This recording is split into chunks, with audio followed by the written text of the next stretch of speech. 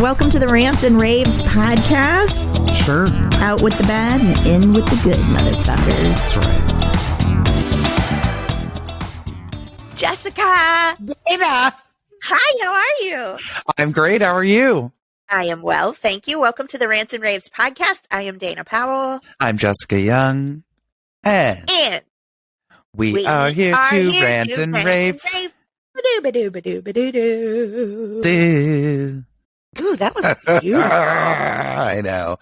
One of these days, we're going to take this act on the road and get some fringed costumes and some fringed. I want some fringe on a leotard. That's what I'm looking at.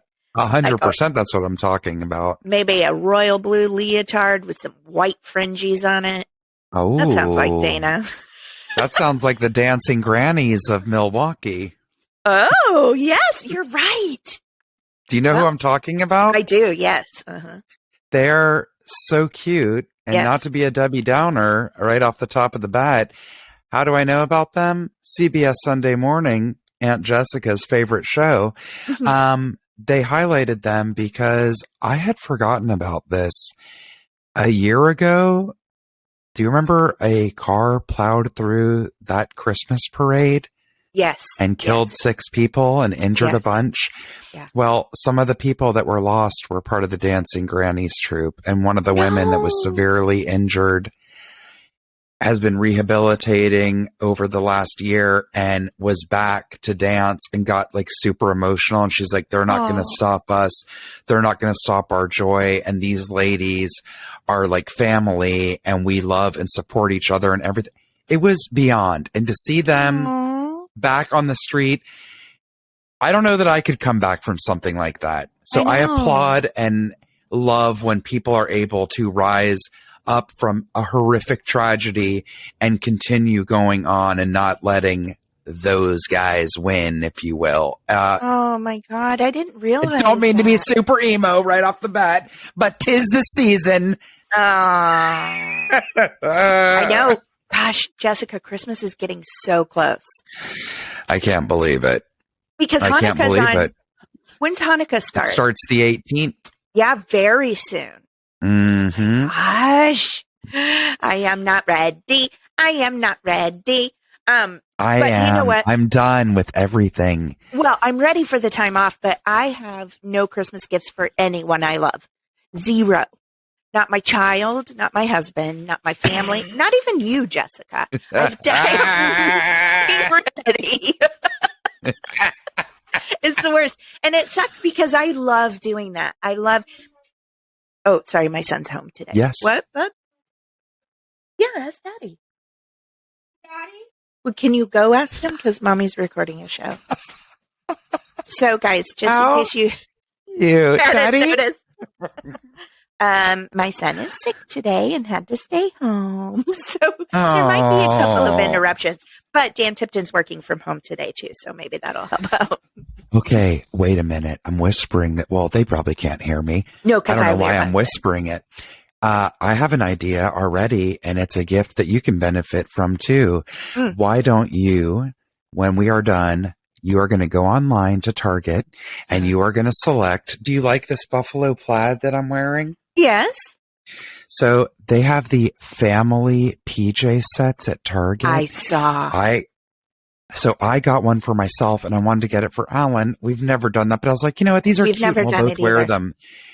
So they didn't have his size. They were sold out in the men's in the buffalo plaid, but they had even my size in the women's. So I grabbed it. My point of telling you this is we went online last night. They're on sale. So the full PJ set.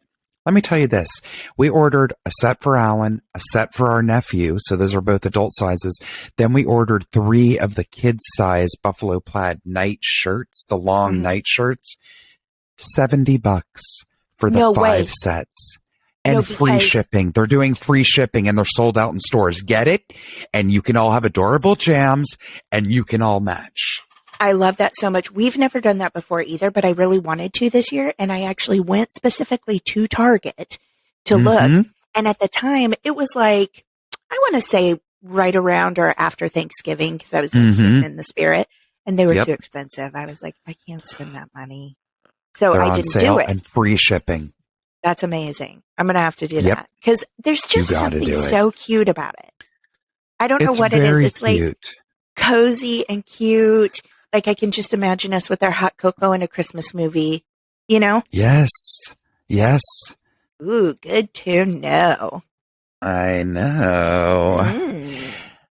There's plenty of fun things there to get everyone on your list. I'm not kidding. I know. I went there the other day and I was like, Jessica's not wrong. Their Hanukkah game is on point. Almost the entire dollar spot area there at the front was Hanukkah. And it was so cute. So cute. And then I found finally a cute shirt because I always want a few companies make like ugly Hanukkah sweaters now, which are amazing. And I love ugly Christmas sweaters. I know. I got Alan and I both t-shirts. They're from Star Wars and it says Festival of Lightsabers. He does not know. Aww. It's a menorah, but the candles are lightsabers. That is amazing. So dorky. Well, I love it. But that's what's cozy, I think, the dorkiness of it. Yes. Yesterday, so Dan Tipton's birthday was last week. Mm-hmm. And our week just got really crazy. Pardon me. He was trying to like get through some stuff at work. Mm-hmm. I ended up I can booking something that you can't tell us about, but I'm going to say it for you. I'm not going to say what it is. No, I can say it's not like a big secret. I'm not a big reveal or anything, but I booked a job on 911. Which is one of my favorite shows. Big spoiler. She's always on my favorite shows. My in-laws love that show too, so they're very excited. And it's kind of cool because it's the parent show to Dan Tipton's show. So my husband, Dan Tipton, works on Lone Star 911. And then I got to be on 911. So that was sort of fun. And so things got crazy. I had like wardrobe fittings and stuff on his birthday and he had to work kind of late. So we decided we were going to celebrate over the weekend. So yesterday we ordered him a tiramisu cake from Porto's. If you live in LA, you know what Porto's is. If you don't live in LA, there's still a large chance that you know what Porto's is. It's so good. It's the best. And if you want the most exquisite desserts for an outrageously reasonable price, you go to Porto's. 100%. And if you live in the LA area, Porto's can get absolutely insane because it's so good and everybody loves it and it's reasonably priced. Yep. It can get crazy. Can I give you a backup that's just as great? The Lilith Bakery over here by me. It's on it's on Victory. It's not quite close to me. It's more towards Burbank a little bit, I guess. Sure. North Hollywood area, but it is an Armenian bakery. Same deal. Gorgeous, delicious yums. But they just like Porto's, they also have like a different counter that you can get food and savory things too. And they make, what is that dish that is like a dough bowl with an egg inside of it? That is so Oh my God, a khachapuri. Yes. Khachapuri, I love it. Yeah, so that's a good backup for Porto's if you need to know ever. It's and never a line. Never. So good. Anyway, I got us off track. Here's the story I'm going to tell because I'm Dana and I have a gross story to tell every week, don't I? So Henry and I snuck out because Dan had to run a couple of errands and I had pre-ordered the cake. So we were going to go get the cake and then get him a birthday card and some undershirts and socks and stuff that, because he wears them until they're disintegrating and it drives me crazy. And so I just have to buy him new ones. Like I wish somebody bought my underwear for me all the time. Wouldn't that be lovely? Like, when's the last time you purchased your own underwear, socks, and undershirts? Dan Tipton. Always. Me always, and I have not to do, him. No, exactly. Yes. I have to do the same thing for Alan. So I feel So anyway, this was just yesterday. We get out at Target. We walk into the front door. Obviously, I can't walk past the dollar spot. And they had these adorable little stockings that you can decorate yourself, you know, like a snowman or little pom-pom balls in that area. And I said, Henry, we should get stockings for all the animals because we have like an animal stocking, but these were so cheap and cute. I was like, let's get Cutter, Holly, and Lucy one. Adorable. So we grab it and he goes, I don't feel good. And we have our masks on because I'm still running from the devil and so is he. So we mask up when we go out. And under his mask, I hear him go, "Boo, boo, boo." And I was like, oh God, he starts to puke. I have my fistful of stockings that he did vomit on. No. And I ran out like a straight up criminal with those stockings in my hand. I ran out the front door and went around the garbage can to the side and let him vomit at the side of the door there. Oh, bless. So then he was like, I'm fine. So I think what happened is he had a lot of nasal congestion and it was dripping. Yes. And it makes him gag. It does me too. Yep. You know? Yep. So anyway, I had to go back into the store up to the security guys and I just ran straight out the door with this handful of stockings. And I paused because of their look at me like, did this lady rob us and she's coming in to tattle? Is she trying to set us? Is this some kind of trick for her to tell us we're not doing our job? I don't know. They did not know what was going on. And so then I go, my son just vomited on these. And they go, oh. And I go, I'm going to buy them. Don't worry. But I just wanted you to know that's why I'm walking in with these stockings because I just ran out with them. And they look around, both of them, and they go, you don't have to buy them. You can just kind of like put them over there if you want. And I started laughing. God. I was like, it's fine. I was going to buy them anyway. Much more reason to buy them now. So. Holy crap. Why can't I ever go to the little store? Guy. Like, I don't think I ever go to a store and just have a normal, if I'm not sucking my dress up some kind of pipe somewhere or vomiting myself, it's my kid. Like, I never have a normal store experience. How was your week, Jessica? Well, I will maybe make you feel a little bit better. I did not throw up, but I did have a wardrobe malfunction at the opera this weekend. Oh, no. Did you go see Tosca? Yes. Was it was. Good? How are we such Let me tell you nerds? something. Do you think anyone would peg me as an opera nerd? I don't think I'd get pegged as an opera nerd very much, but I do love it. Was it amazing? I don't know. You love music and you love singing. Yeah. Let me tell you something, listeners. I mean, sadly, it's not like this is something that's now going on the road and you can catch in your town.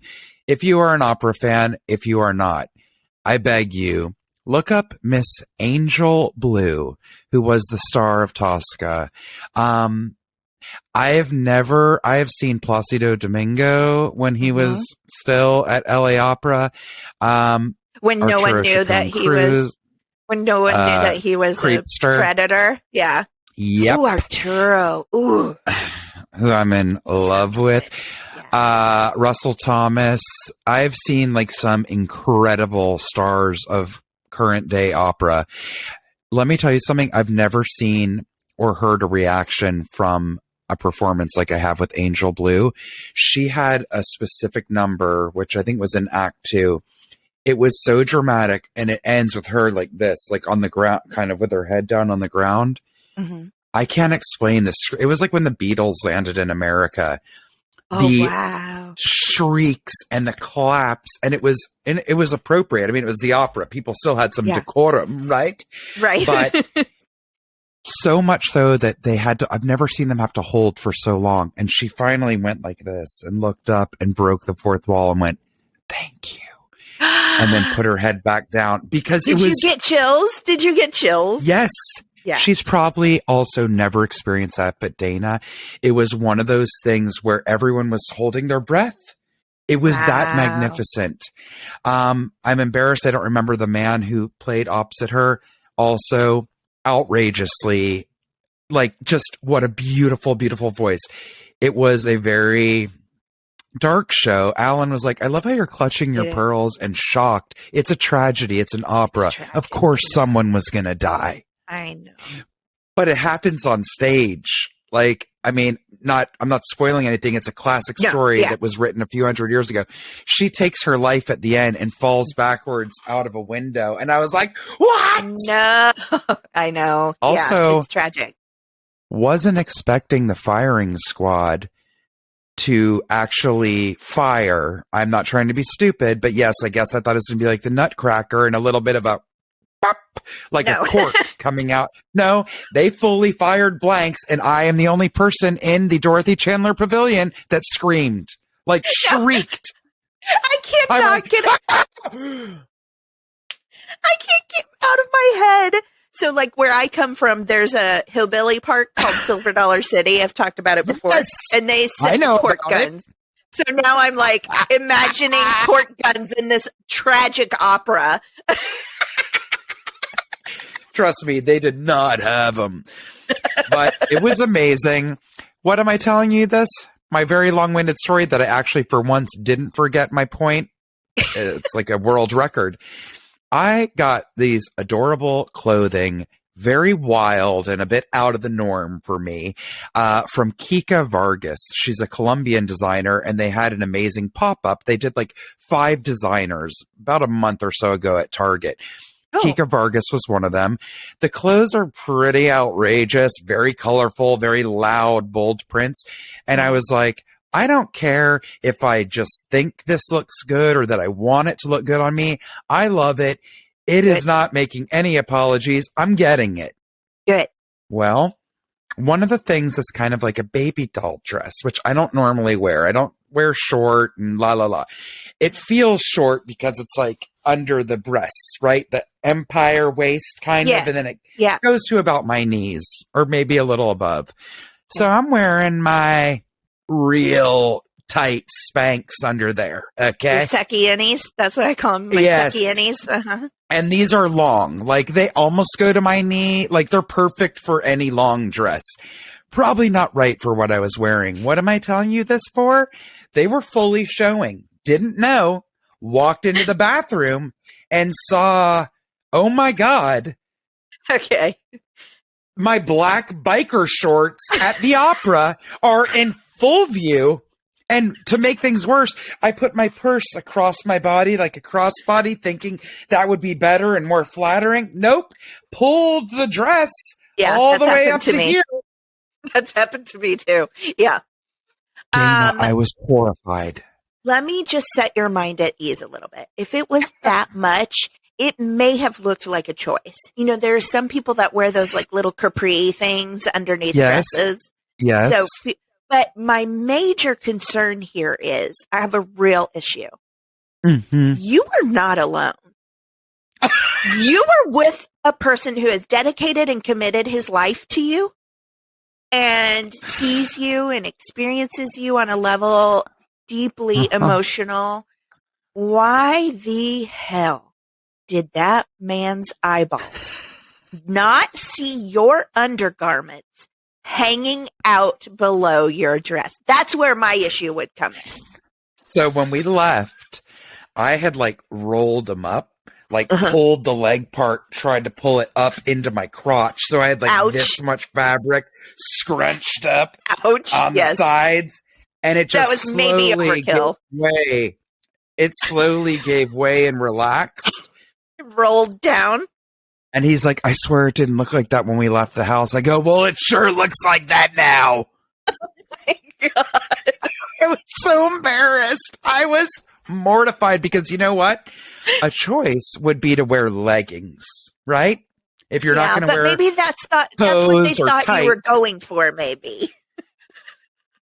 Well, I wanted to bring this dress for Christmas when we go to visit family. I might, but I'm going to have to find some leggings or some real thick, opaque tights to wear under it. I was mortified. I can't wear it again.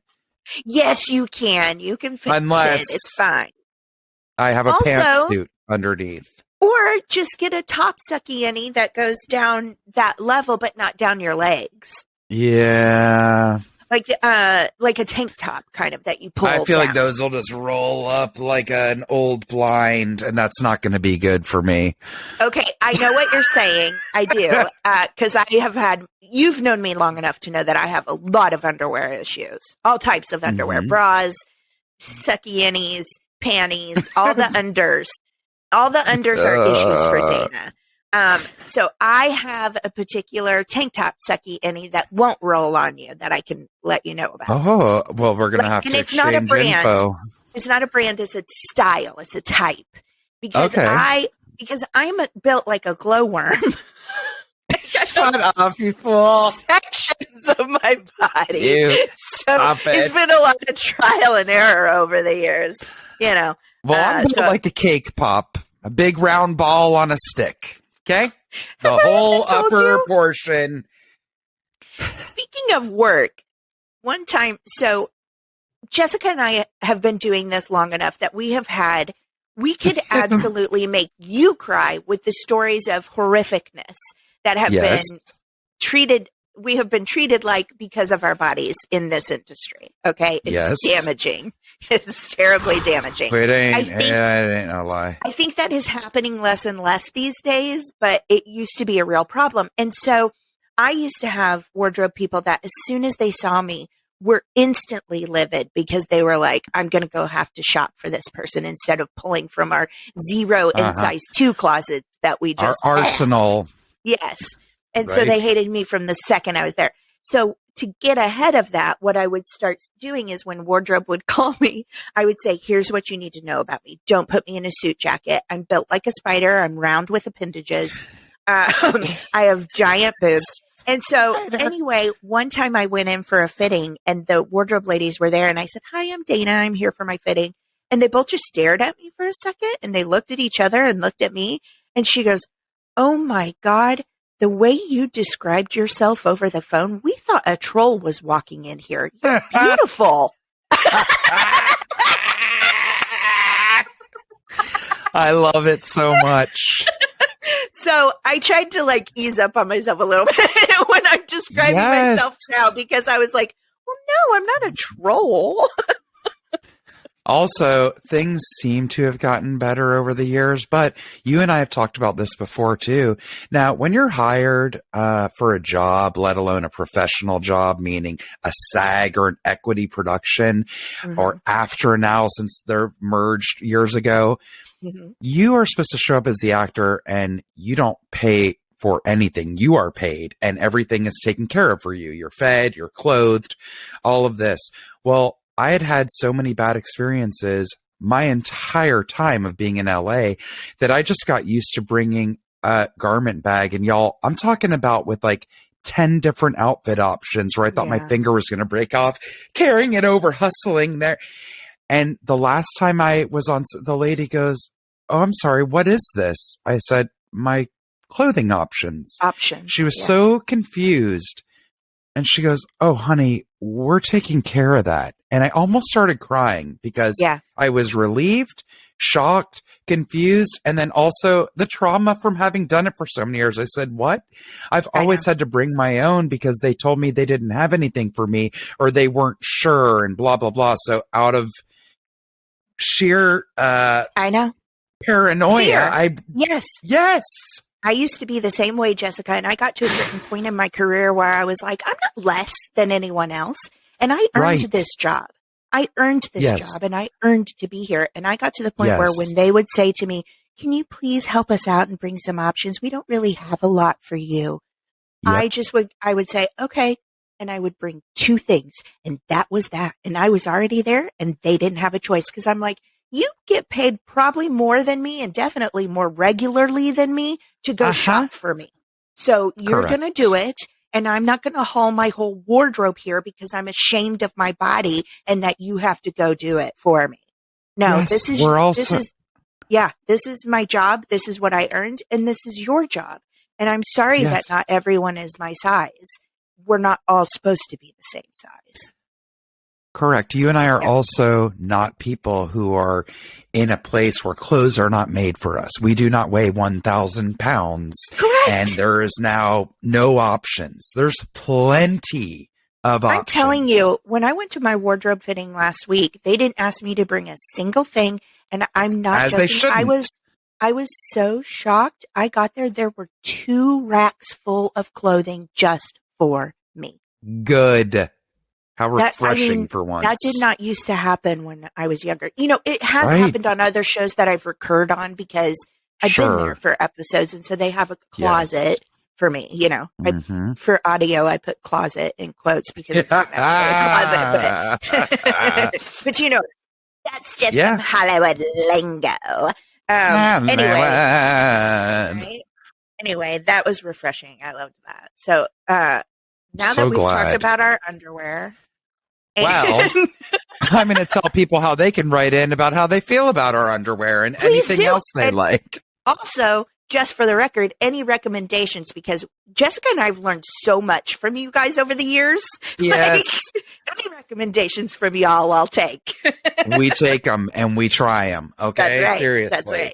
That's right. Please find us, follow us, like us, share us, and communicate with us on Instagram and Facebook at The Rants and Raves Podcast, TikTok at The Rants and Raves P, at The Rants and Raves P.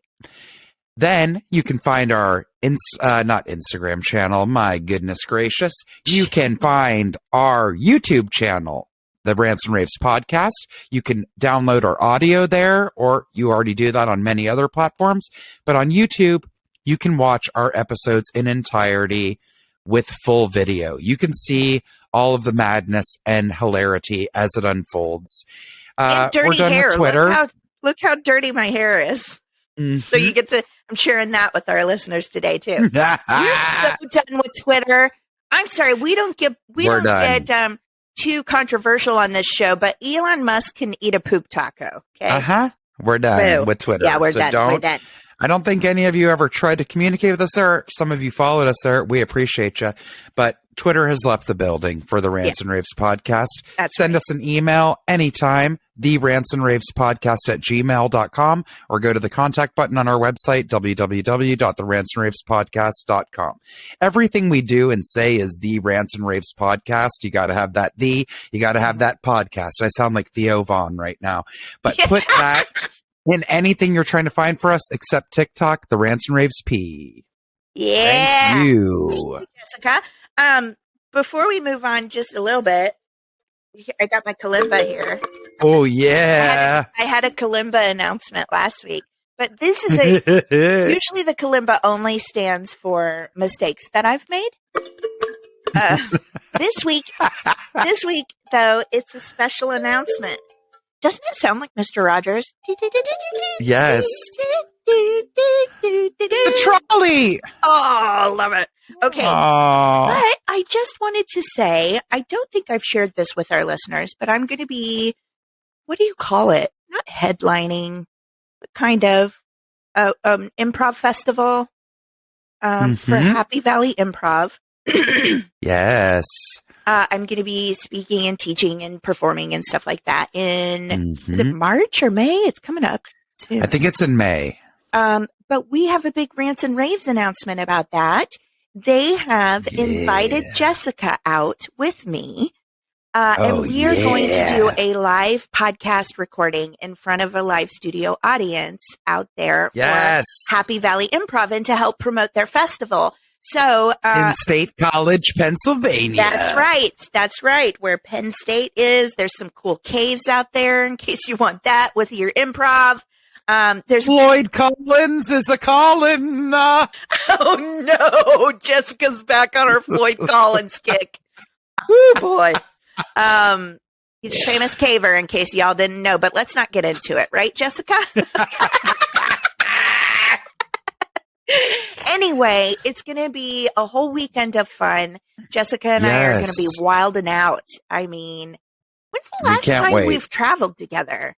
Years ago. It's literally been years. I did a police job I think when we drove to Cambria. Oh, that's right, for the Improv Utopia Festival. And then I also traveled with you once to do a cop job in Washington. Did we do that in Washington? No, but it was Northern California. Oh, okay. Same diff. The Pacific Northwest. Anyway, if you are out near there at any point during the festival, swing by. We're going to be very accessible.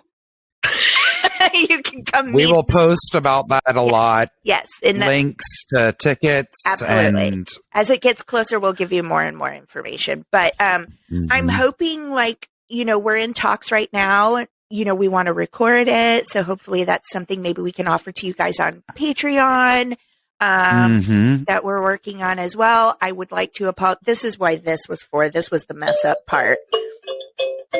I'd like to apologize for not getting little shorts out last week because I was just super busy. Oh, I'm sorry, because you were going to be on a major TV show? Sounds like a good reason to me. Thanks, Jessica. I hate when I fall off of something I'm trying to build, but it was kind of necessary. So anyway, I will be back. Hopefully this week we'll get out some fun ones. And I'm just also, so I'm just going to be releasing them no matter what episode. They're just fun little sound bites. And I'm just going to keep sprinkling them out there. So anyway, thanks a lot, you guys, for all of your support. Last week was a real mess up. It's been a while, but it happens from time to time. When you got two quarter-aged ladies, I gave us a little buffer. Quarter-aged. Trying to do some new fangled stuff. So anyway, we're doing our best. We love you guys and we appreciate all your hilarious. And there will be a chance for you to come meet us if you're out that way. Yeah. Big shout out to James Tierney for figuring this all out. He runs Happy Valley Improv, and he's always been so good to me. I actually met him at Improv Utopia the last time we traveled together. That's where I met him. He was in a workshop of mine, and we became friends. And so anyway, it all works out. Love it. Love it. Are we ready for our rants? Oh yeah, let's do it. I'm excited about this one because I have a funny story to go with it. But here we go. I'm going to read this rant that came in. People unscrewing caps to salt and or any condiments on the table at a restaurant. My friend and I were out to dinner last night, and we were so excited to get our food at a new place we had been dying to try. Our food came to the table. Everything looked perfect. Then my friend poured some soy sauce on her plate, or well, at least tried to. The cap fell onto her food. Gross. First of all, people touch those caps. So, yeah. Nope. Yep. As did half of the bottle of soy sauce. Soy sauce is something you cannot overdo. It's gross if you overdo. Okay. Oh, I thought you were going to say, you can never have too much soy sauce. No, I was like, girl, cannot. I beg to differ. I said that wrong. You can't overdo it because it's too gross. You shouldn't overdo it. Not you can't not overdo it. Okay, now we're in semantics. It's like Dr. Seuss right now. Yeah, it shouldn't happen. How's that? What? That's what's in the email. Why did you need to open it? We called the server over to the table and he said, oh yeah, that's weird. It was probably one of us refilling the bottles and forgot to screw the top back on. Huh? Question mark. You put the top on, but forgot to screw it closed? How? All caps. The most annoying part was how long it took him to come back with a rag to clean the table. Okay, yes, get over there quickly. But also, was their food replaced? Because that's not her fault. No kidding. I mean, gross. I'm sure that it happens on accident sometime, but it's so infuriating. And the story that I have to go with it just makes me giggle because it's about my mama. God rest her soul. One time when my parents were out here in LA, we used to love to take them to Bob's Big Boy for breakfast because, it's just iconic. It's cool. Totally. It's yummy enough. And oftentimes you'll see people there, like celebrities and stuff, So anyway, it was just always one of our go-to things if they came to visit. So we have our dinner, our lunch, our breakfast, whatever. We're having a good time. We're getting ready to leave. And at the cash register, because you pay at the cash register at the front when you're done, there's that little, it's for Parmesan cheese, I think. Those holders, but they put toothpicks in it. Okay. So my mom picked that up and shook it because she wanted, That's how you get them out. When I tell you that hundreds of toothpicks flew all over the lobby. I cannot. The lid flew off and she was shaking toothpicks everywhere. And of course, because I'm a wonderful daughter, I died laughing. I mean, I was scream laughing. It was so shocking. None of us expected it. And my mother was the kind of woman that, I don't know if I traumatized her or what, but she was always did not want to be looked at. Okay. Mm-hmm. So this was her worst nightmare. And I was calling more attention to it, which I've always called more attention to her, which is part of the reason why she always told me, stop being weird. Please be quiet. Don't make those faces. Like everything. She was like, please don't be you, because she didn't want anyone looking at her. Oh my God, Dana. Became a total like gun shooting toothpick slinger. But it's like, unreal. Who took the lid off of that thing in the first place and didn't screw it back on? But when you're talking about food, I hope that restaurant replaced that food, because that's clearly not her fault. And it would literally be unedible at the time, at that point. They better have. Right? That was not the person's fault. Because you know what? I knocked something all over food once, and it was my fault.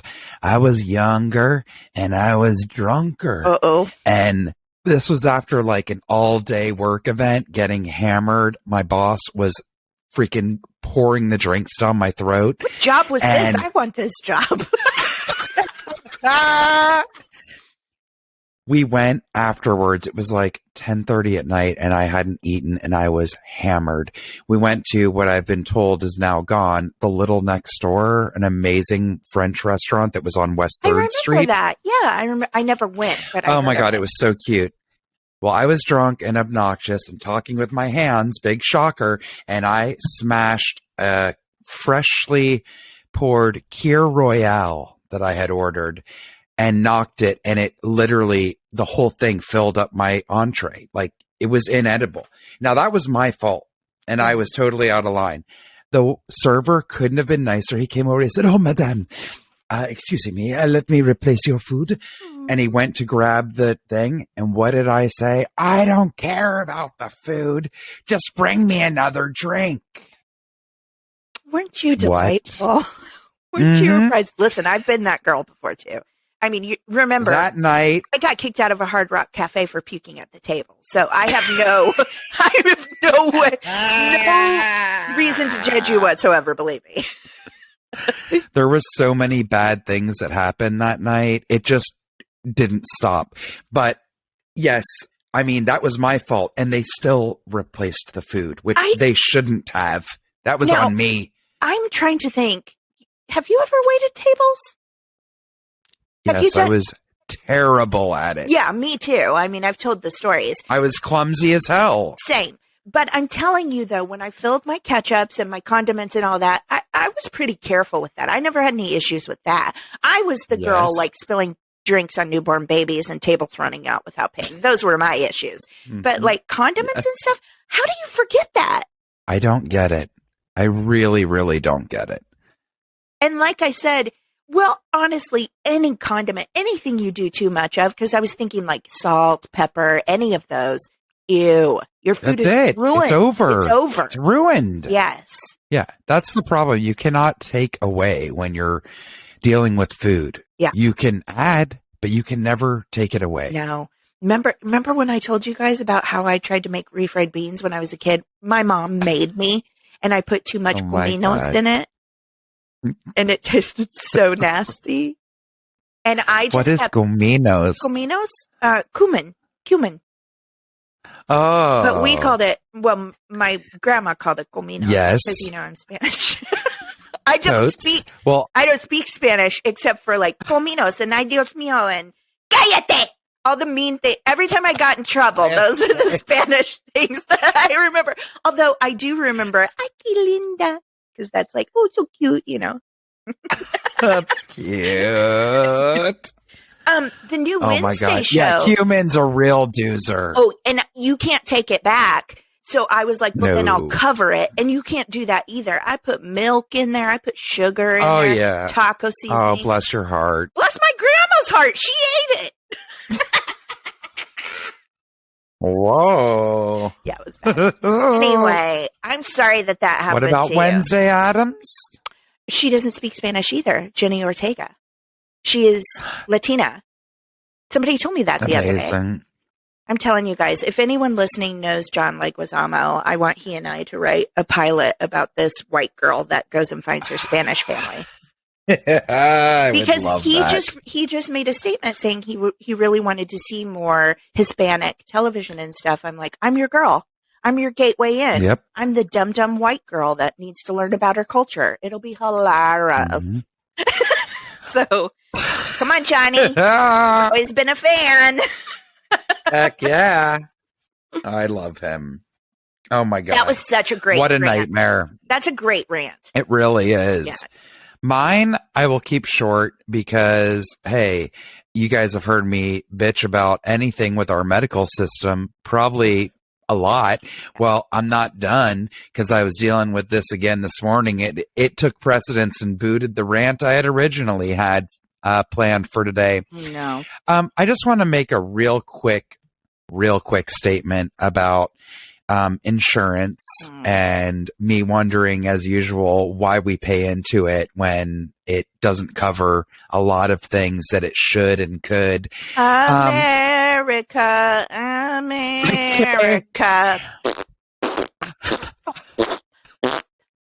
Seriously. I will say that again, I have the respect and consideration, at least before I bitch about something, to start it by saying, Dana, or whoever I'm talking to, I know this has nothing to do with you, or I know this was not your decision. And I'm not being condescending when I say that. Mm-hmm. Me getting upset with the young woman who answered my call at Blue Shield did not make the decision or policies, right? However, my point is, I have an endoscopy tomorrow. Okay, it's been 2 years since I had one. I got to have one. So I got a call Friday afternoon at 3:30. So that's the end of the day on a weekend to be told, hi. And I thought they were calling to say, don't forget, don't eat or drink anything past this time. Right. And la, la, la. They called to let me know that after insurance, my portion that I'm responsible for that I must pay up front is $496. What? So I went nuts and I said, absolutely not. There must be a mistake. I've been to this surgical center before. I've also had this procedure before. My husband and I know we're different people. We have the same insurance. He was just there a month ago for a colonoscopy. He didn't pay a penny, not even a copay. Well, yes, ma'am.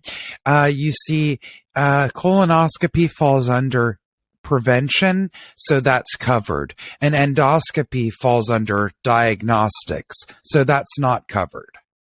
What? So the nutshell of this is, and so you guys can know when my voice started cracking and I was half yelling, half crying, I said, awesome. Another case of let's hope nothing's wrong with you and this will be covered. But God forbid I have cancer or something worse or less or anything in between. Tough shit for me. Yes. And I have to pay for the test and then whatever else I'm going to have to endure if God forbid they find something. That's awful. And you know what she said? I know. I'm so sorry. Aww. It's really broken how this whole system works. It is so broken. Again, why am I yelling at her? I called and went, I didn't yell, but got upset with my doctor's office. Yeah. And they agreed. They're like, we don't know what to say. And then she's like, let me do some numbers, which I appreciated. And there in live time is looking up. My doctor's office is able to look up if I go to this center, that center, all of which are covered with my PPO, which is supposed to be everything. Where you get to choose. Right?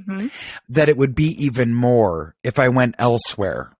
Oh my God. So they're like, do you want to cancel? And then I'm like, well, I don't want to cancel. I also don't want to pay $500, but I guess I don't have a choice. My choice would be to cancel and then freak out. And God forbid there's something wrong. Not be looked at. I can't cancel.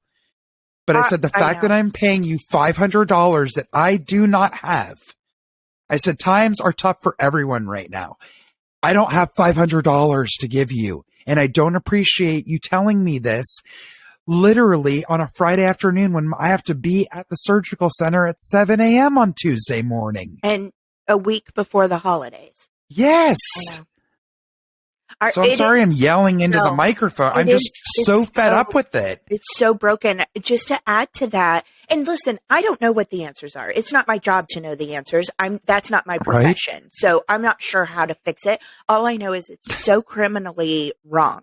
So a good friend of ours who is a single mother and has a 3-year-old, she, like us, is in entertainment and does other jobs and stuff, but she does not qualify for insurance, which honestly, like, whatever, if it's bad mouthing our union or not, I qualified for insurance, but because Fox Studios held on to my earnings for 4 quarters, I lost my insurance during COVID, and it still hasn't been reinstated when I have been qualified this entire time. Okay. So that's a problem in our union. And there are people much more powerful than me that thought that the same thing happened to them and they couldn't get it taken care of. So I don't have unreal. Hope. But anyway, so this girlfriend of ours who does not qualify for SAG insurance, single mother, 3-year-old baby, had to get on the California, whatever. I don't know what the program's called. The name has changed so many times, but you know what I'm talking about. $375 a month for her 3-year-old, $375 a month for her. Just in case anything happens. As if a single mother has that kind of cash laying around for just in cases. That's a joke. That's disgusting. My sister was a single mother. Like, no, they don't have this money. They're doing the best they can to keep their head above water and find childcare to even be able to work. 100%. Also, $800 is more than what some people make, let alone net, in a week. Thank you. Most people. I'm pretty sure that's more than most people make right now. Right? I will say this because I am trying to be on the up and up in general, but especially during this joyous time of year. Maybe we can all take a lesson from the state of New Mexico, who has just passed something in their constitution that enables and gives families that make under $119,000 a year mandatory free childcare. Yep. I mean, so that people can work and maybe take care of their families. 100%, because we now live in a time where most families need a dual income to survive. It hasn't always been that way, but it is now. Now, if they have children, how are they? Usually what's happening is the lower paid individual is literally working just to pay for childcare. 100%. You know how demoralizing that is? That's been me in my lifetime before. It's ridiculous. Demoralizing. You can't get ahead. And it's like, well, then maybe I shouldn't even work and I wouldn't have that expense. And then I'm with my baby. I mean, it's so many shades of messed up. It upsets me. It really is. And I don't know what the answer is. But Jessica, I'm so sorry. You have had so many struggles with doctors and things like this, and specifically related to insurance issues. And it just infuriates me. I hate it. And again, please don't anyone think I'm saying that. Thank God I do not have a terminal illness. Well, or we've talked about certain things. I do have chronic illnesses that I'm being treated for, but like, I can't imagine, God forbid, somebody has cancer or anything of that magnitude, what it is like and what they're dealing with. Right. We've got to, something has to change here. Well, because people are dying. And that's the thing that people, I think, just kind of goes by. We don't think about too much, probably because we don't want to. But like you and I lost our friend Tilt, who was our age, maybe a year younger even. And he knew that he had heart problems. He had some health problems. And he said, I'm going to die because I don't have health insurance. And we lost him too young. He was way too young. Very right. It was very preventable. And we lost him. And it's because he couldn't get the help that he needed. And that is wrong. That's wrong. 100%. Anyway. Are you scared? Time for a cleansing wind. Yeah, for sure. I've never had an endoscopy. Are you scared? You've done it before? I'm not scared because you're out for it. Oh, I did, however, years ago in my early days of LA, have the most traumatizing experience I've ever had with the meanest doctor I've ever been to. And I was forcibly held down and given one without any anesthesia. No. And it's kind of a miracle that I'm halfway normal to this day because of that experience. Yeah, I've that never would had scar anything you. worse happen to me. And everyone I've told, when I've always asked, I'm like, I'm going to be put under for this, right? They're like, of course. I'm like, well, don't act shocked because I had one where I wasn't. Yeah, no joke. Yeah. Oh, real quick, just to add to that medical thing too. I don't know if I told you this. I love how I act like it's just you and me here when there's like hundreds of us. But anyway, this is something people need to know. My in-laws are very not well. They're elderly. My mother-in-law is pretty severely in dementia at this point. We believe that my father-in-law is too, but he's also had 4 strokes. It's a lot, right? Just recently, his caretakers, we have caretakers for them. We have to at this point, took him to the dentist. And this dentist said, oh, you need to have 2 teeth pulled. And while the caretaker was not with him, she was gathering up all of their coats and things like that to leave. They charged my father-in-law $800 2 months before the extraction for 2 teeth to be extracted. $800. It was a very clear elderly grab. Do you know what I mean when I say that? Yes. Like yes. taking advantage of the elderly. And the caretaker caught it on the receipt when she came home. She immediately called my sister-in-law. My sister-in-law immediately called Dan Tipton. They both called the office. Dan went on Yelp and saw that there were a million reviews that these people take advantage of That's not disgusting. just the elderly, also others. So anyway, care for the elderly. I'm telling you, watch and help them because people will rob them blind. Yes, you have to double check everything. And as always, and we've said this before, you have to be your own advocate. Absolutely. Please make sure you take notes. I do not care now. And I've even had a doctor roll their eyes at me. I don't care. I'm coming in with my list so that I don't get nervous or be made to feel weird or judged by you. I'm going to ask the questions that I need to ask. That is my right, and I am paying you for that. Yes. But I always say, thank God I have the gumption and the foresight to be able to be like, you know what? This doesn't seem right. Or, for example, and I swear we're getting off this tip and taking our cleansing breath. My dermatologist, I left. I had to have a cyst removed. I left, and the doctor, after my 2-week follow-up, when I got my stitches out, he goes, all right, well, we'll see you in a year for your skin scan. And he walked out, and I looked at the nurse and I said, I have to be really honest with you. He just proved to me that he's never taken a look at my chart because I was seeing someone else 100%. Who left the practice. Also, I said, my father has had skin cancer growths diagnosed very recently. I mention it every time I'm here so that you guys are red flagged every time I'm here. Because that's what we're supposed to do. Yes. I said, Vicky, who left your practice, I said, she had me come every 6 months. So why is he telling me to come a year from now? Yeah, that's not cool. That's every 6 months I have to have a biopsy. Yes. Yeah. Unawares, couldn't have been more arrogant or cocky. That's why I feel like we remind our listeners of this from time to time, and I'll just say it again because you can't say it enough. No. These people are human, and every class has a D and C average student.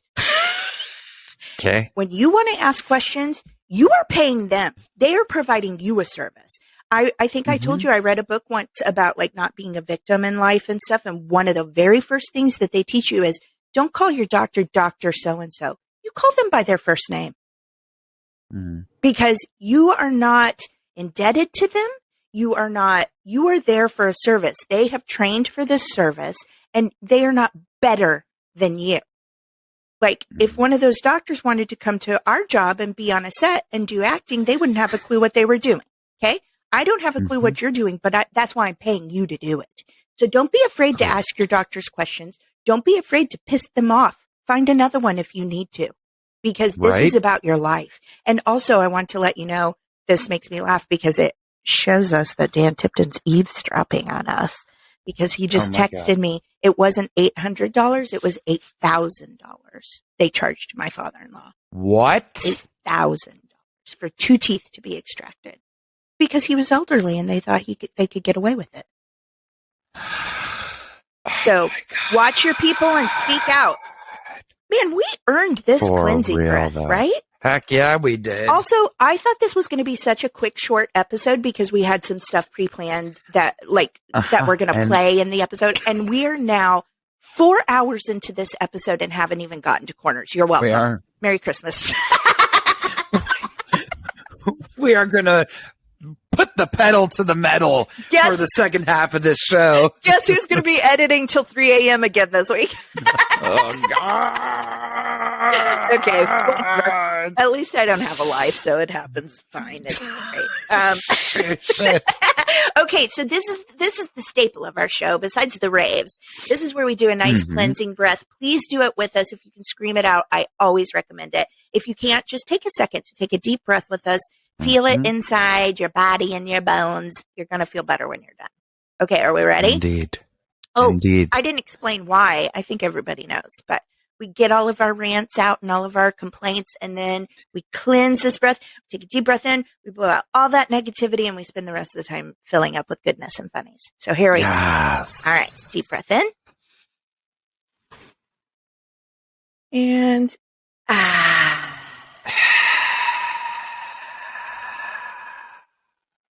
Do you think Dan Tipton did it with us? He probably did. Probably did. Unconsciously. You know what's so funny is I don't even know where he is. I'm like, oh God, he can hear me. I better be careful what I say. All right, moving on into our corners. I'm up. Am I up first? Yeah, you are. Yeah, I'm up first. Okay, here we go. Okay, guys. So this is so cute. I have to share. I know it is all over social media.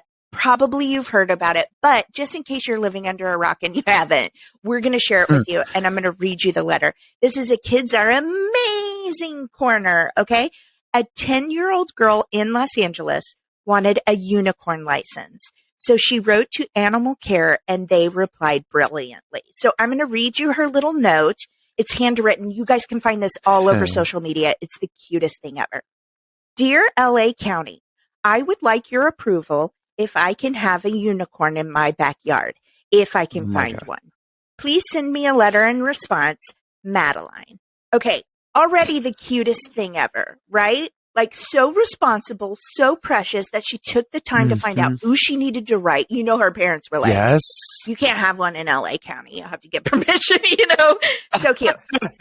What ended up happening is that LA County, I want to get it right.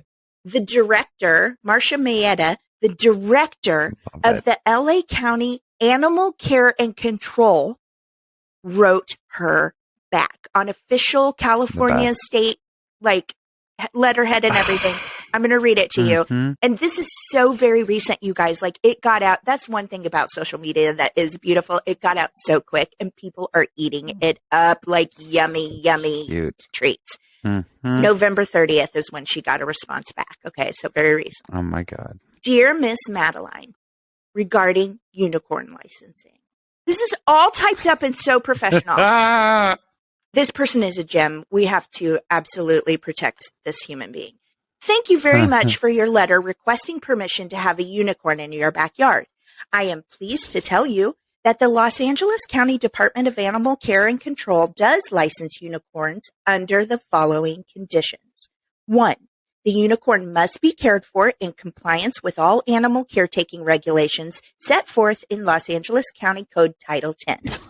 Number 2, the unicorn is given regular access to sunlight, moonbeams, and rainbows. Number 3, the unicorn is fed one of its favorite treats, watermelon, at least once each week. Number 4, the unicorn's horn must be maintained to be in good health. This requires polishing at least once a month with a soft cloth. Number 5, any sparkles or glitter used on the unicorn must be non-toxic and biodegradable to ensure the unicorn's good health. It is always rewarding to hear from young people who thoughtfully consider the requirements of providing a loving home to animals. I commend your sense of responsible pet ownership to seek permission in advance to keep a unicorn in Los Angeles County. Enclosed is a pre-approved unicorn license for when you can find one. In the meantime, because they are indeed very rare to find, we hope you will enjoy this enclosed unicorn with our compliments and appreciation for reaching out to our department. Warmest regards, Marcia Mayetta, Director. Is that not the most precious thing? The amount of time and creativity that went into this. But I'm telling you, it's also so amazing because it is teaching these little ones how to be responsible for their pets. When we were growing up, our parents complained all the time because they would get pets and none of us would take care of them. It still happens from time to time. This little one's clearly being taught, you need to be responsible for your pets. And then this director from Los Angeles County Animal Care really kind of put that into perspective for her, but still made it fun and creative. Like, I'm obsessed with it. I'm obsessed. I made it fun. Yes. I wish everyone would reply to this. Remember, this was a while back in one of our older episodes. The woman, this was during COVID when people were making like little fairy gardens and putting out painted rocks and stuff. And a neighbor saw it who had been very isolated and alone and responded in tiny writing in a little scroll like as the fairy to the little girl. Oh my God. Magical. Please, more fun, magical, creative things with a kid. We need it. It really is human connection. Do you know what I mean? Yes. And this one specifically on top of that, it's teaching a lesson. Like, I don't know if you've seen Our Planet. It's on Netflix, I believe. We watched an episode together of it last night. We watched an episode of Wednesday together as a family, and then we did Our Planet. Ooh. If you have a chance, nothing to do, whether you have a family or not, watch some of those. We've talked about this before. The photography on these animal shows now are just beyond. The very first episode of that series, Our Planet, it's called One Planet, and it's talking very much about the damage that we are doing to our planet. And just in my home specifically, Henry is at the age where he's asking a lot of questions about the planet and is it going to die and what will we do? And so he's and I've really been able to take this opportunity to talk to him about, this is why we recycle. This is why we have to be good to our animals. This is why we have to start learning about fossil fuels and how to get them out of here. Like all these different things. And he is so aware. I don't think we realize that our children, they understand that we are killing our planet and that they are going to have to fix it. Yes. And this is just like a good first step lesson of like, yes, this is a mythical creature, but she's learning what it takes to really take care of the animals on our planet. I just love it so much. I love it too. You can find that letter and the response letter everywhere on social media. I recommend you look at it because it's just so cute. Adorable. Yes. Thank you for that fun corner. Yeah. So this corner is a what the what? Because let me tell you something. After I read this, I think Dana and I are going to have a little bit of an argument over who wants to take over this guy's job. Okay? This is from our dear friend Spooky at Oddity Central. Yeah. You know, I read the headline, but I didn't read the article. So I'm like on this journey with you. Office worker complains that he gets paid $128,000 a year to do nothing. Unacceptable. Well, I'm just going to go on the record. Sign me up. I know. I'm going to go on the record and go, you are so ungrateful. Anyway, I haven't read the article, so. I'll do it for half your salary. No How about joke. that? An Irish financial manager for Ireland's National Railway Network claims that he gets paid almost $130,000 a year to eat lunch and read newspapers all day. Sign me up. Thank you. I'd be so smart. Right? Getting paid to eat and educate myself. Cool. Yeah, Done deal. I may have to get a wheelchair to haul my fat body around, but be super intelligent. Oh my God. Getting paid to essentially do nothing doesn't sound like something most people would complain about. But for Dermot Alistair Mills, an employee at Irish Rail, it's discrimination. The financial manager claims that after turning whistleblower about the company's accounting in 2014, he was gradually relieved of virtually all of his duties, to the point where he now spends most of his days eating lunch and reading newspapers. Despite all this, he still cashes his regular paycheck every month. He's lucky. It's ridiculous. I buy 2 newspapers, the Times and the Independent, and a sandwich. I go in my cubicle. I turn on my computer. I look at emails. There are no emails. Oh, Alan just texted me, stop yelling. Oh my God. Both of our husbands are listening to us. There are no emails associated with work, no messages, no communications, no colleague communications. I sit and I read the newspaper and I eat my sandwich. Then about 10:30 a.m., if there's an email which requires an answer, I answer it. If there's work associated with it, I do that work. I'd say if I got something that required me to do work once in a while, I'd be thrilled. The financial manager said that he had responsibility for capital budgets worth around £250 million from 2000 until the financial collapse in 2007.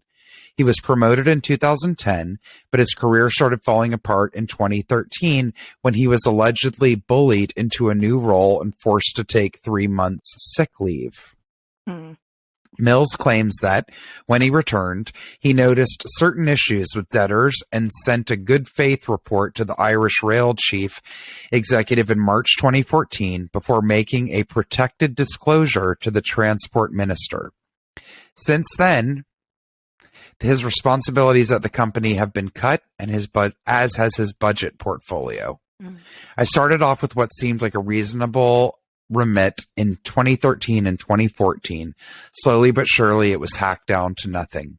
Mills said that what his lawyer said that he gets paid to do nothing, he is talking about using his skills. The financial manager added that he feels isolated and that he has been excluded from company meetings and training opportunities. The unusual case is scheduled to have its next hearing early next year.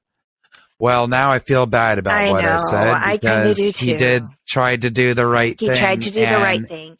And I also do want to say, and I know this from experience right now, so everybody's aware that a lot of things in the world, period, have changed because of COVID. But I've spoken on acting podcasts and stuff about how it's affected my career. And the worst thing about it is, don't get me wrong. I'm very grateful. I have worked a little bit through COVID, but not like I did before. Something has fundamentally changed where I've had to remind myself, and I try to remind my friends, we didn't take a pill and become bad actors overnight. Like something else is going on, right? There are actually bad actors on TV right now. Like my dad said that. And if my dad notices it, there's a problem. Okay. Hilarious. So what I do want to say is when you are not able to do what your skill set is, what your love is, what your career is, I have had an identity crisis during this period more than once. So I do get what he's saying. Like that's a big position to be a financial manager for a company. And the accounts he had were huge, obviously. You do get a sense of accomplishment and value and self-satisfaction from doing what you're supposed to be doing it well, doing your job. Like, I do get that. It would be frustrating. Absolutely. So I do feel bad for him in that regard, and especially because he was doing the right thing. Yes, and now he's punished for it. Yeah. It's like, and I was like, I'll take that job, but also I don't want to compromise my morals either. So I can understand that to some extent. And then to be isolated. And again, that all sounds great. It's boring as hell, okay? Yeah. I'm always would much rather go into a work situation and have it be busy and kind of frenetic and whatever. It makes the day go by faster. It gets everybody going instead of sitting around. Well, they're trying to silence him. And they're like, we'll ignore it if you do. Here's a money. Yep. We'll pay you so that keep quiet. Hopefully nothing more comes of it. Yeah, that's not cool. Well, I'm sorry, Alistair with 3 names. I really am. I am sorry too. Dermot Alistair Mills. But it's real tempting to be like, ooh, but that's a lot of money. Yes. Well, see there, guys. You can't always just go off a headline. You really need to read the article. Thank you for that, Jessica. Indeed. Are we ready to go into our... Oh, let's do it. Go into our raves. Do it. I'm really excited. I'm always excited for our raves. It's going to be pretty quick on my part because I'm literally just going to... Here, let's get into this. Let me see if I can make this happen. The title, this is from Now This News, and they have another account called Now This Her, and that's on Instagram. Mm-hmm. If you don't follow them, I do follow them, and I really, really love it. They have a lot of great information and stories. Again, that's Now This News. This particular video that I am going to play for you guys absolutely gave me chills. The caption says, "It's about damn time." That's in quotes because we all know that song, Lizzo. Mm-hmm. You take a look at this touching moment. This is Lizzo. She is at what was this? The Grammys? Yeah. No, People's Choice. People's Choice. That's right. I don't watch award shows anymore. I don't know why. But anyway, I know generally when they're happening, and I always watch all the highlights. That's the best part anyway. Mm-hmm. So at the People's Choice Awards, they gave Lizzo the time during her speech, receiving her award, to shout out different women who do different things and have organizations. It was a total women's empowerment moment. This is freaking awesome. I'm going to play the whole thing for you. It's a lot of information to take in. So I'm going to do my best while I'm waiting for things to render out editing tonight to get all of these things and people mentioned in this speech in our show notes so that you can check it out. And also Jessica and I are going to use it as kind of a inspiration for some raves in the future to really focus on some of these women that were highlighted in this speech. So if I may, I'm going to go ahead and play this video for you guys. I would recommend also looking it up so you can put some faces to these amazing people. It's fantastic. Okay, here we go. Lizzo honored women activists during her People's Choice Award.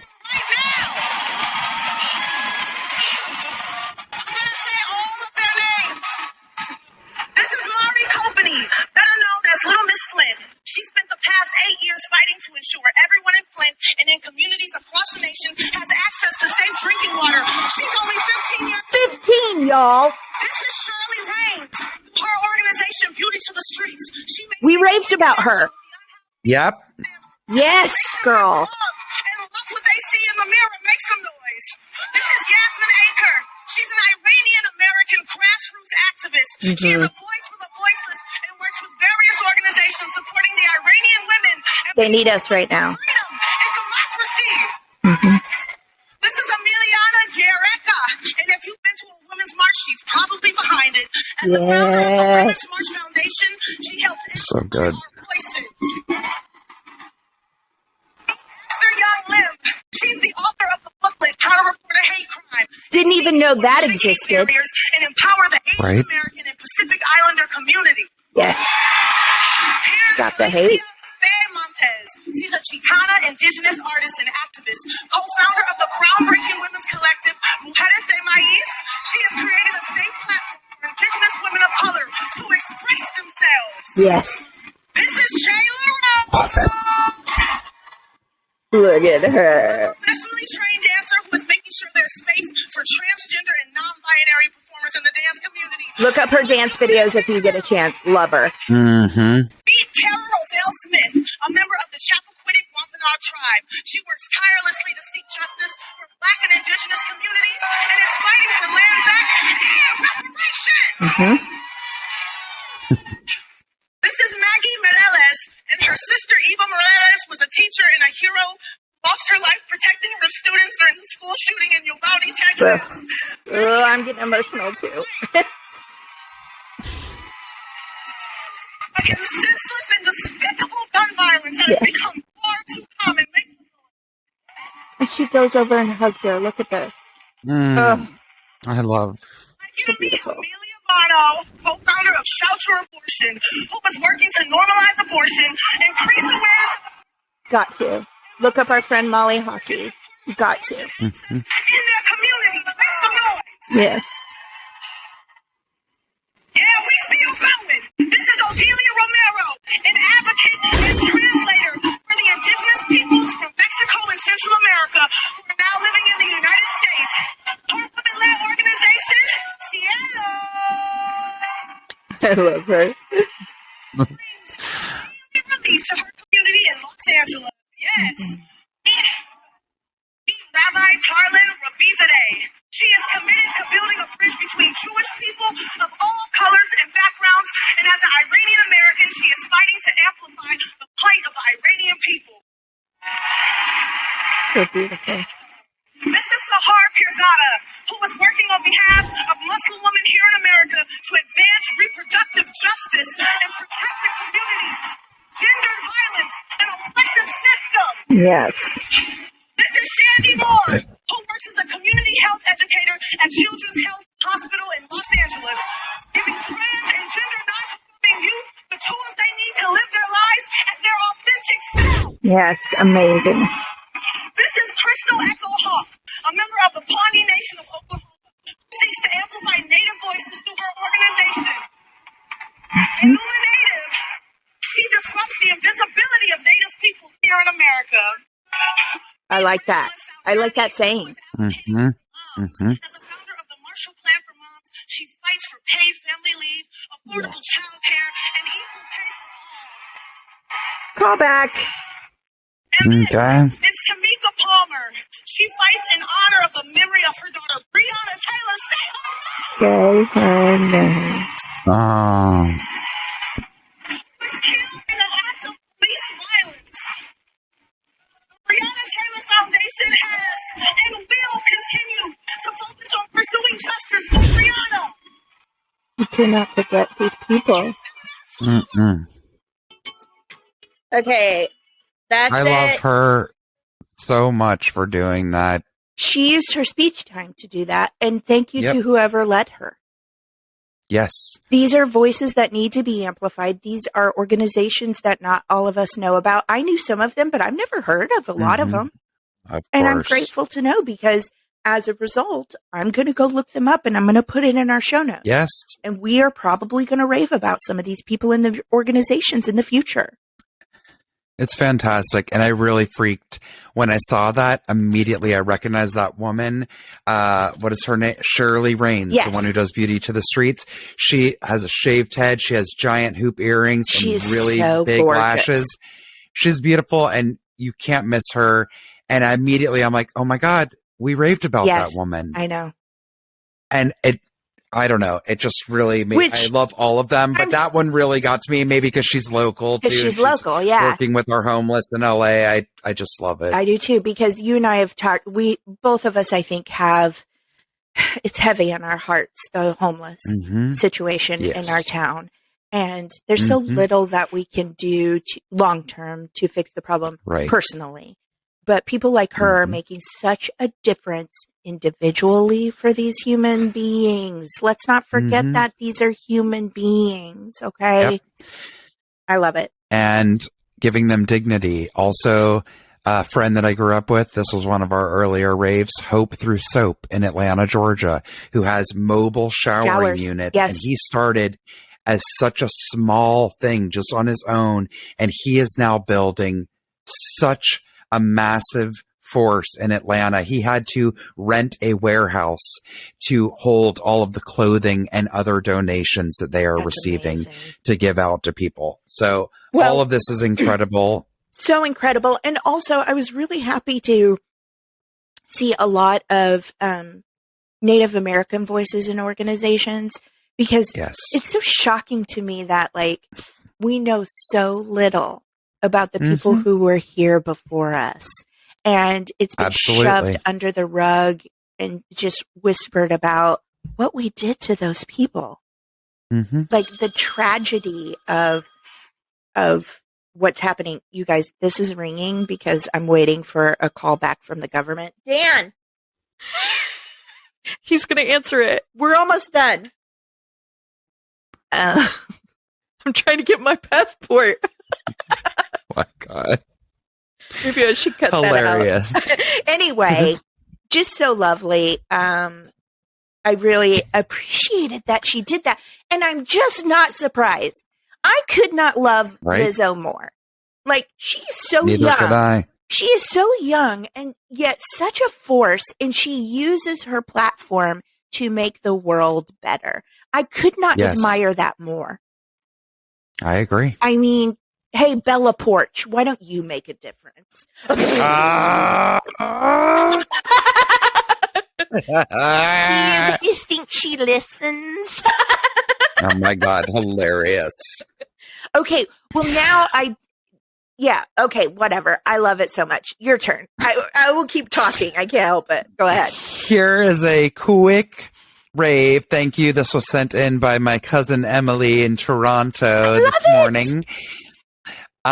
She's like, I think you need this. Now, she was just sending it to me for the book, but then I'm like, yes, I do need it. And then I looked into it, and now we have a rave out of it. Yes.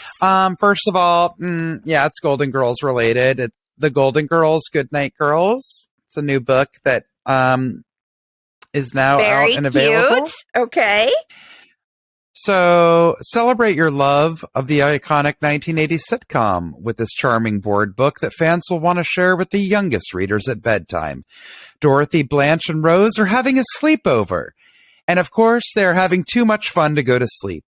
As Ma tries to get them to settle down, the girls enjoy some cheesecake in the kitchen, try on their dress-up clothes, sing and dance, and say goodnight to their friends, Stan and Miles. Finally, after taking a bath and putting on their PJs, they all squeeze into bed and listen to one of Ma's Sicily stories before they drift off together. Yeah. Okay? Yes, I'm all in. I love the Golden Girls. Me too. Okay?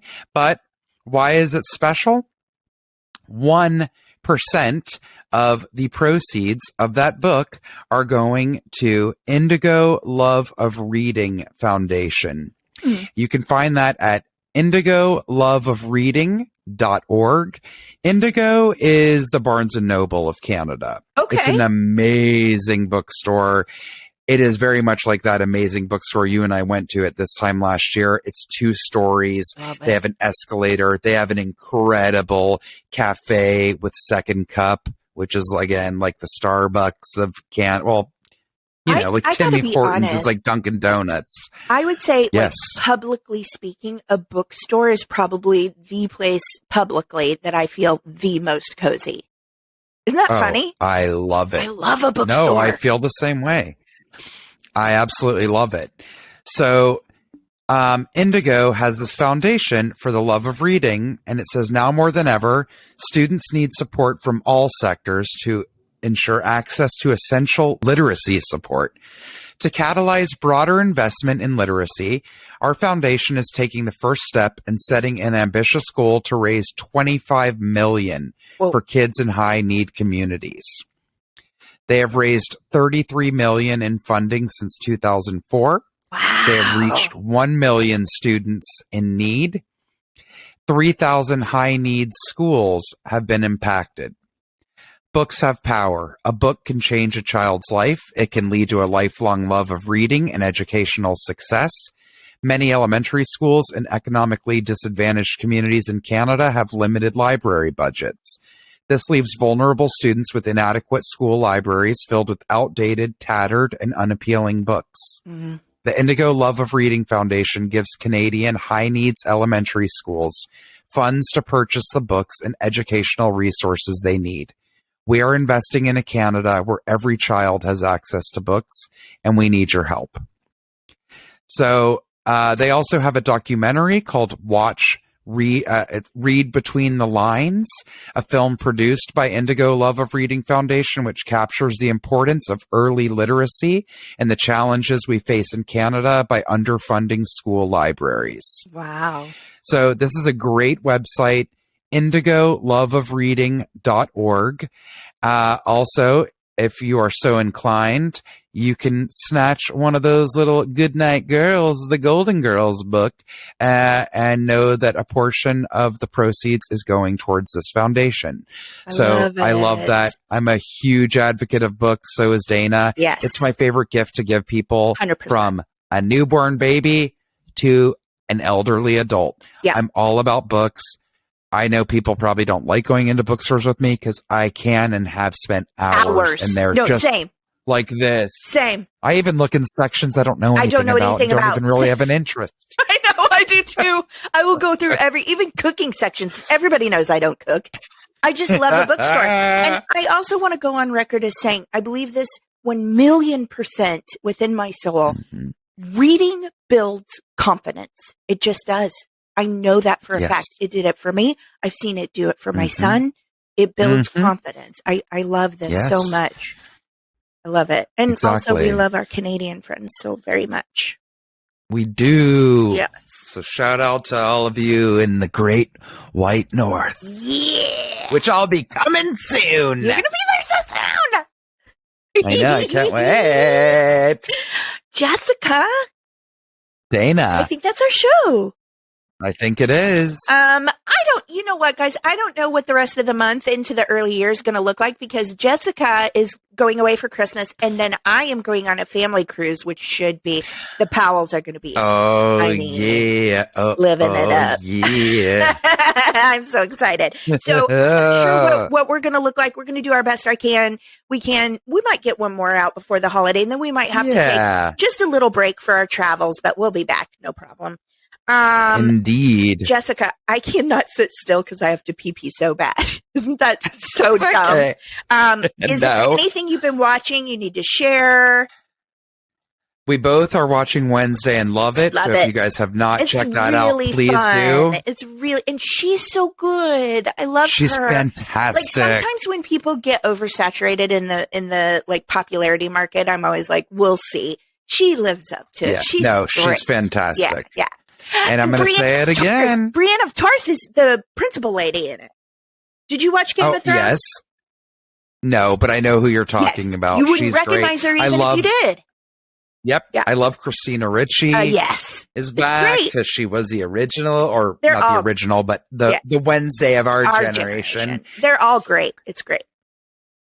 I will say this really quick. I know I've told you to watch it for the last 6 weeks. I know. 7 weeks, rather. Last night was the season finale of season 2 of White Lotus, and oh my God, get on that. Did you see the big memes coming out today from Americana saying the new White Lotus is going to be in Burbank? I know. I'm going to get on it. That might be my Christmas. That might be my Christmas project. Love it. I watched Our Planet and Wednesday. And then, of course, my regulars 2020 and stuff like that. I feel like there was something else I was going to share with you guys, but my peepees are taking over my brains. So I will just end with our point to ponder here. Yes. Wait, where is it? I'm sorry. I'll edit this. My peepees really are just. Oh, okay. All right. Are you ready for this? This is just kind of a Hollywood just point to ponder and think about how our lives would have been different. Are you shaking with me to help me hold my peepees in? Yeah. I have a child. Listen, I had a baby. It's harder to hold it in. Okay. 11 years ago, by the way. Okay. Anyway, at least 32 different actresses were screen tested for the role of Scarlett O'Hara in Gone with the Wind. Even Lucille Ball. So Jessica, we just got to hold on. You know what? We're going to find our time and we're going to be able to pee whenever we want. We will be back next week. I think we love you guys immensely. Jessica, I always enjoy you. Good luck with your, I love you. How do you say it? Thank you. Endoscopy. Yes. And we'll be back soon. We will. Bye-bye. Bye.